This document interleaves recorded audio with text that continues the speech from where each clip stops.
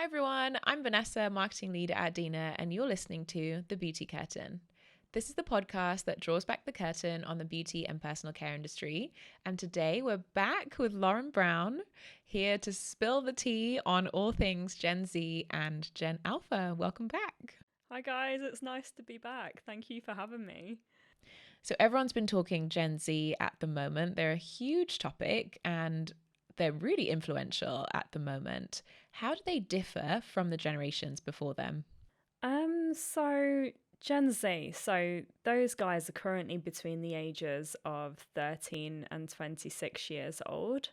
The generation before the millennials, and the millennials use beauty as a means of external validation, whereas Generation Z are seen using beauty as a means of self-expression and self-care. So it is quite different in their buy-in. So, what are some of the ways that Gen Z are kind of showing their self expression? So, one brand using beauty as a means of self expression is Half Magic Beauty. So, this brand was created by Euphoria's makeup artist with A24. And they're absolutely brilliant. So, you can see it here. They use eye catching neon colours and they use colloquial language to communicate with their buyers as well. So, they're just one great example of using self expression and beauty. Yeah, it's really amazing to see on the aesthetic side how different the generations are. I mean, millennials are typically, that monochromatic, very all white kind of aesthetic compared to Gen Z that we're seeing bright colors and, sticking stars on their face and everything, which is really cool. So, what are some other ways that brands are kind of speaking their language? So, Generation Z are really interested in playful beauty, which gives them more of an experience than just, the average boring beauty product or, whatever. And Florence by Mills are a great brand doing exactly that. So, they're very innovative. This product here is actually little cute whale-shaped patches that you apply underneath your eyes, effectively swimming underneath your eyes, and they help to revitalize your skin. So they really take playful beauty and innovation to the next level, showing beauty can be fun as well as functional. So, why is this so important to them? Why are they looking for playful beauty?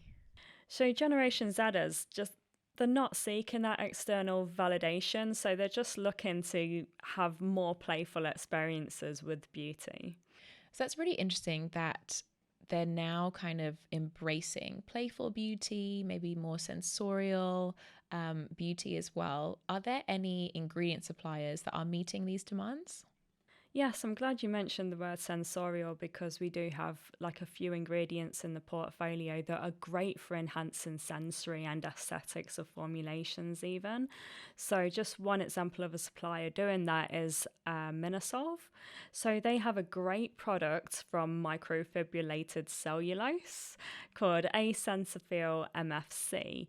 And it delivers a very rich texture to the formulation and a velvety touch as well. So it's a lovely powder that also enhances the whiteness of emulsions, which is amazing, and improves colour intensity of colour formulations. So you're really getting that enhanced sensory and aesthetics from it as well.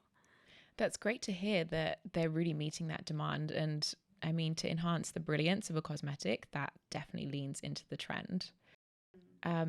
So, also, we've been seeing a boom, especially on TikTok, with Gen Zers embracing dupe culture. So, I guess, firstly, can you tell me a little bit about the rise of the dupe? Yes, so this is in response to, the cost of living crisis, no longer being able to necessarily afford their favourite prestige beauty product. And so there's been a rise in Gen Zers actually shamelessly posting illegal fakes that they've bought online.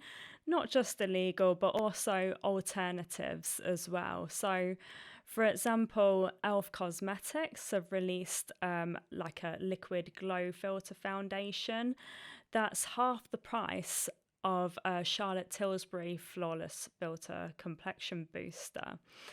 And it essentially is a mimic of that product. So there's brands out there that are, say, for example, offering a better, if not similar, product to another one, but for less money, which is great. But yes, there is also a platform similar to Amazon that you can find online now called DHgate. And that is a platform where you can connect consumers direct with Chinese suppliers and buy brands or knockoff brands even at much more affordable prices. And so Gen Zers are taken to the internet, finding these brands and posting about what they've found. It seems like there are two sides to this. So Gen Zers are buying from, as you said, DHgate, and I'm guessing these are the illegal fakes. And then on the other side, they're trading down and buying kind of more affordable products on the market that, you know, are similar to more prestige beauty items. It's interesting that even though Gen Zs aren't looking for external validation and they're said to be more of an authentic generation, so why are they buying these fakes? So, just like with any demographic, not everybody is the same within that demographic. And although we're seeing Generation Z value authenticity, corporate social responsibility, and, you know, brands that actually do more for charities and things like that, you do get the other side that really don't care at all. And they're more interested in buying, you know, a Gucci knockoff fake, and just simply saving themselves money while looking for validation. So, yeah, you can't speak out for the whole of the generation in certain aspects, but you are getting those different sides. I think that's really important that you mentioned that, and something that brands should definitely be aware of, that, you know, these are generalizations and, you know, they're trends among the demographic, but it's not necessarily every single Gen Zer, you know, wants to wear green eyeshadow, for example. It's absolutely, definitely. Yeah. So looking at the next generation, Gen Alpha are turning 13. So what is unique about this generation? So, Generation Alpha are digitally native. They have truly grown up immersed in the technological world. So, you've even got vlog queens from the age of 10 years old, which is absolutely outstanding. And brands will need to look to make retail experiences more immersive and experiential than ever before. Do you think this shift to being digitally native, do you think this comes out of the pandemic? No, I'd say we've been evolving into more of a technologically advanced society for absolutely years now. It might have been driven by some aspects of the pandemic. For example, a lot of meetings went online in the corporate world. We really did have to advance those online meeting platforms and also ways to connect online as well since the pandemic. And that's worked really well and advanced us in areas like the metaverse as well, potentially. Yeah, because we're definitely seeing more advancements in metaverse products coming out, and different experiences. Who are the industry leaders in this space? So the Clinique Lab have launched a real immersive experience in the store, which is absolutely fantastic. So they've launched 6 unique environments based on product storytelling and gamification, where users can actually come in with their custom avatars and explore those environments. Yes, so the Clinique Lab, I agree, is very cool. I would highly recommend everyone to go and have a look, go around the lab. The link will be in the description box below. It is a very weird and wonderful experience. But specifically in the beauty space, what are we seeing from this generation? So we are seeing them purchasing beauty and skincare products younger than ever. So over 60% of under 18s actually have a skincare regimen and are purchasing colour cosmetic products as well. There's also a growing distrust of the traditional influencer. So we're seeing them turn to platforms such as Ask Mirror, which was a platform designed to connect communities of like minded peers.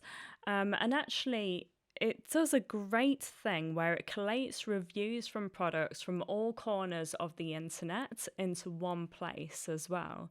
So you're not just having to search for reviews on separate websites, you can now see them all in one place and get a much better rounded picture of what you're buying before you're buying it. That's interesting, as we actually mentioned in Kian's episode on big science about the distrust of the influencer and that consumers are leaning more to expert influencers. So it's interesting to see that among the younger generation and a different demographic. But how do you expect Gen Alpha to evolve moving forward? So, Generation Alpha could potentially follow in the footsteps of their elders, or they could take on a whole fresh set of values of their own. An example might be favouring heritage brands with classic aesthetics. That would be amazing if they revert back to kind of what the millennials have been doing. So, to round up this episode, what are some of your key takeaways from both of these demographics? Definitely speak out to Generation Z's needs for affordability, authenticity, and playful beauty. Try to be mindful of creating in store experiences that are immersive and experiential. And then also be mindful of the up and coming Generation Alpha and their digitally native needs as well. And just looking at how you can use technology as a part of in store experiences. Wow, amazing. Thank you so much again, Lauren, for joining us. And I'm sure everyone will agree that especially these two episodes have been super insightful and there's a lot to take away from these. So also thank you to Harrison for producing this episode, and all additional information will be in the description box below. Of course, make sure to like, subscribe, follow, check out our Instagram, all of that good stuff, and we'll see you in the next episode.